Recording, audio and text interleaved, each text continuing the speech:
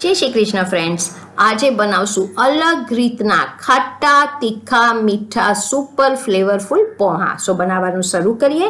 एक બાઉલમાં લઈએ પોहा।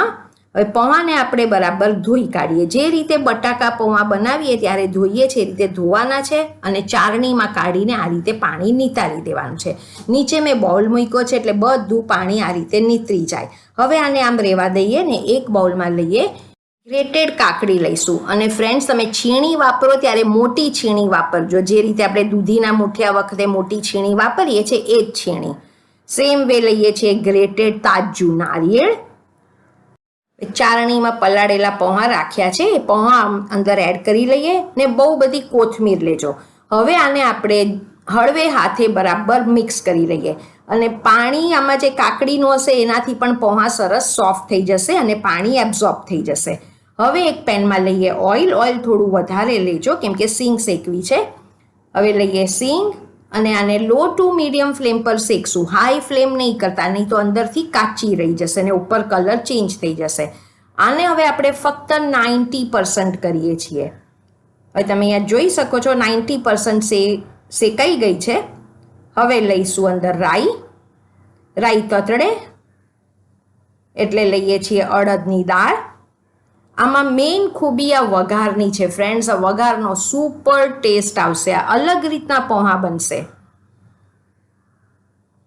હવે અડદની દાળ પણ થોડો લાઇટ પિંક કલર આવે ત્યાં સુધી આપણે કરી રહ્યા છીએ। હવે લીલા મરચાંની કટકી ને લીલા મરચાંની કટકી જ નાખજો। આદુની પેસ્ટ, બહુ બધા તલ અને તાજો લીમડો, બધું પાછું એકવાર મિક્સ કરીએ। આ જુઓ તમે કે કેટલો મસ્ત તડકો આનો થયો છે, એકદમ સુપર લાગશે। હવે બધું બરાબર થઈ જાય ને હવે તમે જુઓ સીંગ પણ આખી શેકાઈ ગઈ છે। હવે આપણે જે પોહાનું મિક્સચર રાખ્યું છે અંદર એડ કરી લઈએ ને એકવાર પહેલાં મિક્સ કરીએ। પછી મીઠું, લીંબુનો રસ, સાકર, બહુ બધી પાછી કોથમીર અને પાછું હળવે હાથે આને મિક્સ કરીએ। અને ફ્રેન્ડ્સ હવે ઓવરકુક નથી કરવાનું, ખાલી મિક્સ કરવાનું છે।